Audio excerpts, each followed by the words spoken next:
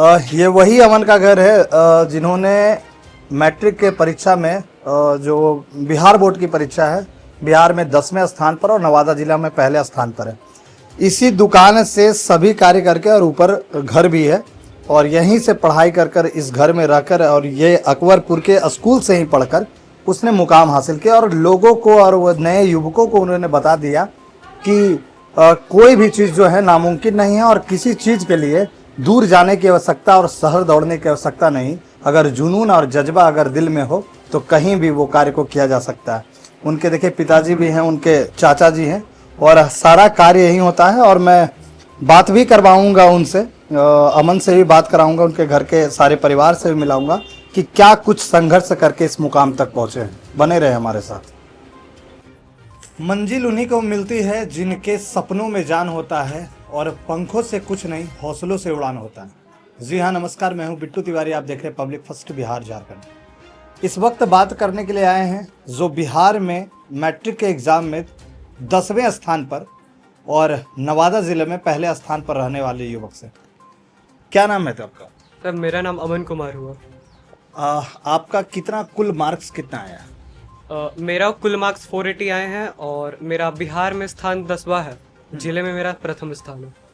आपका सबसे बड़ी बात कि एक गांव में, गांव के परिवेश में रह के, अकबरपुर एक प्रखंड है और इसे हम लोग गांव के स्तर पे ही मारेंगे, प्रखंड स्तर छोटा जगह है। और इस जगह से क्या आप बाहर जाके पढ़ाई किए या यहीं से पढ़ाई करते थे? नहीं, मैंने यहीं पर रहकर अपनी पूरी पढ़ाई की है। लाइब्रेरीज चला जाता था और ऐसे एक कोचिंग भी है, वहाँ से भी मैंने पढ़ा था। साथ में मैंने ऑनलाइन भी थोड़ा मोड़ा देखा था। ऑनलाइन भी क्लासेस? जी। बचपन से आपकी पढ़ाई कहाँ हुई? बचपन से मेरी शुरुआती पढ़ाई की अगर मैं बात करूँ तो संगत के पास एक स्कूल है, little flower children convent school, बहुत पुराना स्कूल है। मेरी शुरुआत से पढ़ाई वहीं हुई थी। फिर उसके बाद मेरी 8th तक की पढ़ाई मिडिल स्कूल में हुई थी, अकबरपुर के पास जो है। उसके बाद मेरा 9th और 10th हाई स्कूल अकबरपुर वहाँ हुआ। जो उच्च विद्यालय अकबरपुर है वहाँ से पढ़ाई हुई। ये कैसे आप कितने घंटे पढ़ाई करते थे? कैसे लगता था कि कितना पढ़ाई किया जाए तो इस अव्वल स्थान पे पहुंचा जाए? क्या क्या संघर्ष रहा? कैसे कितना समय खेल पे दे पाते थे, कितना समय पढ़ाई पे दे पाते थे? ऐसे कोई मेरा फिक्स स्केड्यूल होता नहीं था कि मुझे इतना ही घंटा पढ़ना है, क्योंकि मुझे अब शॉप में भी जाना पड़ता था, दुकान जो चौक के पास है। अच्छा, अपने पिताजी के दुकान में भी हाथ बटाया करते थे? जी हाँ, तो इसके कारण मुझे लिमिटेड टाइम मिलते थे। उसी में मतलब जो भी टाइम मुझे मिल रहा है उसे मैं अपनी स्टडीज़ में ही लगाता था। खेल कूद तो मैंने 2 साल से छोड़ ही दी थी। इसलिए पढ़ाई को लेकर खेल कूद छोड़ दें। क्या करते हैं आपके पिताजी? मेरे पिताजी अभी 2 साल से गवर्नमेंट टीचर है गया में। इसके पहले क्या करते हैं? इसके पहले वही जो शॉप है वही चलाते थे। मिठाई का शॉप? जी, वो चलाते थे। जी। आज भी आपके घर के नीचे मिठाई का शॉप चलता है? जी हाँ। उसमें भी आप लोग हाथ बटाते थे? हाँ जरूर। क्या कुछ किनको श्रेय दीजिएगा इतनी बड़ी सफलता? और सारे परिवार आपके हैं, कौन कितना सहयोग किया?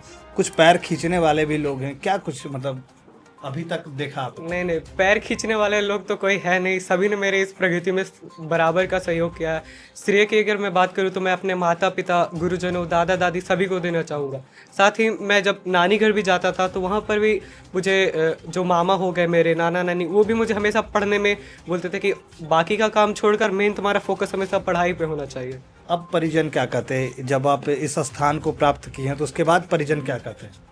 परिजनों, पहले से सभी को आशा थी कि लड़का है, पढ़ने में तेज है, ला ही देगा। अभी सभी खुश है, बधाइयाँ का तांता लगा। ऐसा नहीं सोचे थे कि जिले में प्रथम स्थान और बिहार में 10वां रैंक लाएगा? नहीं, इतना तो मुझे नहीं पता, लेकिन उन्होंने कहा था कि 450 से ज़्यादा तुम्हारा पक्का आएगा ही। और मैंने अपने मेहनत के बलबूते पर आगे का मार्क्स लाया भी। कितने भाई बहन हैं आप? मेरा एक बड़ा भाई है जो इंटर में है, अभी एग्जाम दिया। बहन उसने। कितनी? बहन नहीं है मेरी। यही सब है। अच्छा, ये सब भी ये लोग भी देख के सीख रहा है आप लोग से? हाँ जरूर सीख ही रही होगी। फोटो खिंचाने के लिए ये लोग आ गई है तो ये लोग भी जान रहे हैं कि अब पढ़ना है तभी फोटो भी आएगा। हाँ, सही बात। इसमें मुख्य स्रोत जो है, मुख्य आप किसको श्रेय दीजिएगा कि जो पढ़ाई में आपको हर चीज में सपोर्ट किया? पढ़ाई वैसे तो मेरे सारे मित्रगण, जैसे यहाँ पर किट्टू भी है मेरा दोस्त। आ जाइए आप भी। मतलब मेरा जो संगत है, सारे मेरे दोस्त पढ़ने लिखने में तेज थे, ठीक है। तो मैं भी उन लोगों के संगति में रहता था, सभी हम पढ़ाई लिखाई की मेन बातचीत किया करते थे। तो उन लोगों से मुझे हमेशा मोटिवेशन मिलते रहता था कि आगे का लाइफ में अगर कुछ करना है तो मेन पढ़ाई पर ही फोकस करना पड़ेगा। इस बात को आप समझते हैं कि संगति से ही गुण आते हैं और संगति से ही गुण जाते हैं? जी हाँ, ऐसे मेरे और भी कोई जो सहपाठीगण है, वे भी बहुत सारे संगति में रहते थे। कोई फ़ोन में लगा हुआ रहता था, ऑनलाइन गेम्स खेलता था। मैं भी उन्हें बोलता था कि भाई छोड़ दो, कम से कम बोर्ड से उसके लिए फोकस हो जाओ, लेकिन वे नहीं मानते थे। लेकिन मेरे संगति के लोग जो थे, फ़ोन में अपना जो स्टडीज़ का काम है उसके अलावा वे फ़ोन से कोई वास्ता रखते ही नहीं थे। इसलिए मैं बोलना चाहूँगा, हाँ, संगति का असर बहुत पड़ता है। उम्र क्या हो रही होगी आपकी? मेरी तो अभी 15 साल उम्र हो रही जी। अभी 15 साल से नीचे की भी उम्र के जो युवा हैं वो लगातार गेम हो गया या फिर मोबाइल हो गया, इंस्टाग्राम हो गया, फेसबुक हो गया, ट्विटर हो गया, ये सब पे लगे रहते, उनको कुछ कहेंगे? बोलना तो मतलब यही चाहेंगे, आजकल का सोशल मीडिया का ज़माना है। मेन आपका फोकस होना चाहिए आपकी स्टडीज़ पर, आपका जो एम है, जो लक्ष्य आपने रखा है। उसके अलावा आप जो भी चीज़ें कर रहे हैं, जो आपके टाइम को वेस्ट कर रहा है, जो मेनली सोशल मीडिया, आप उसे साइड में रख दें। अगर आपने उन्हें ही अलग रख दिया, तब आपका सिलेक्शन होना मतलब बहुत हो सकता है, बहुत ज़्यादा चांसेस है कि हो सकते हैं। सबसे बड़ी बात ये आती है कि गांव के जो लोग रहते हैं, अभी जैसे आपने 10वां स्थान प्राप्त किया बिहार में और नवादा ज़िले में पहला स्थान प्राप्त किया। अभी के युवकों को कहा जाता है कि यहाँ संसाधन की कमी है और ये छोटा जगह, यहाँ से कोई उच्च स्थान को प्राप्त नहीं कर पाएगा। क्या इसकी सत्यता है? संसाधन, आपने जो ला के नंबर बताया है उसकी क्या सत्यता है? वैसे मेरे पास भी कोई स्मार्टफोन था नहीं, मेरे पास एक जियो का कीपैड फ़ोन था, उसी से मैं फ़ोन में पढ़ा करता था। और बुक्स भी मतलब मेरे सारे बुक्स मेरे पास नहीं थे, जो मेरे पास अवेलेबल थे उसी से मैंने पूरी अपनी पढ़ाई की है। तो बस मैं ये बोलना चाहूँगा, बहाने बहुत होते हैं लोगों के पास कि नहीं मेरे पास ये नहीं है, वो नहीं है, मैं कैसे करूँगा। अगर आप में दृढ़ निश्चय तथा लगन हो तो आप कुछ भी हासिल कर सकते कुछ हैं। भी हासिल कर सकते जी हाँ। उनके मित्र भी हैं, क्या कुछ सहयोग रहता था आप लोग का इनके प्रति? जी, हम लोग भी कोशिश करते थे कि ऐसा कॉम्पिटिटिव इन्वायरमेंट बना कर दे ताकि हम लोग आपस में डिस्कस करें और जो क्वेरीज एक दूसरे को आ रहे हैं वो मिलकर रिजॉल्व कर सके। डिस्कशन को एंगेजिंग बनाने की कोशिश रहती थी हमें। आप ही मैट्रिक का ही एग्जाम दिए? जी, इस बार 12th मैंने सीबीएसई बोर्ड से दिया है, अभी रिजल्ट पेंडिंग है।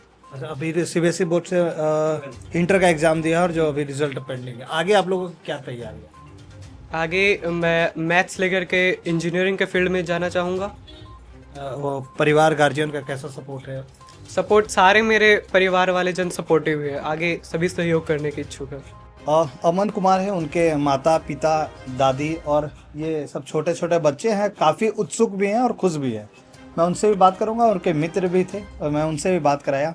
कैसा महसूस होता है कि आपका बेटा यहाँ एक छोटे से शहर में रह के इतनी बढ़िया तैयारियाँ करके जो एग्ज़ाम है मैट्रिक के एग्ज़ाम में बिहार का 10वां स्थान और नवादा जिला का पहला स्थान प्राप्त करता है? कैसा महसूस करता है? बहुत अच्छा लगा। आपका क्या क्या सहयोग रहता था या फिर कुछ? पढ़ाई में इसको ध्यान देते थे, बोलते थे बेटा पढ़ो, यही सब सहयोग करते थे।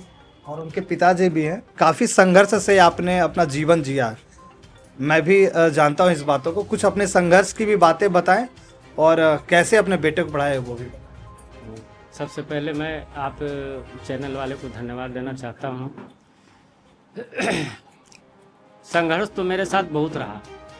मैंने 2012 में स्टेट एग्ज़ाम पास कर 2022 में नौकरी पाई।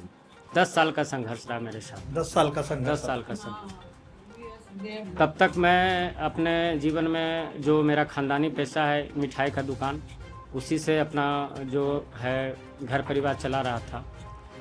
2022 में नौकरी पाने के बाद मेरा नौकरी मिली हमको, मेरा पोस्टिंग गया जिला में हो गया। इसके बाद मैं वहाँ ड्यूटी करने चला गया, लेकिन ये बच्चा जब 9 में एडमिशन करने की बारी आई तो दादाजी उस समय बच रहे थे, अभी एक्सपायर कर गए हैं कुछ 2 महीना पहले। तो दादाजी की इच्छा के अनुसार इस बच्चा को यहीं अकबरेपुर इंटर स्कूल में हम एडमिशन करवा दिए। वो बोले कि यहीं रह के पढ़ाई करेगा, मेरे साथ रहने दे। मैंने इसको यहीं छोड़ दिया। इसलिए मैं कहना चाहूँगा कि इसके साथ जितना भी यहाँ परिवार वाले सब सहयोग किया, चचा हो गए, चाची, दादा, दादी, सब मिल कर के, नाना, नानी, सब मिल कर के सहयोग से ये बच्चा आगे बढ़ा। मैं बहुत खुश हूँ आज।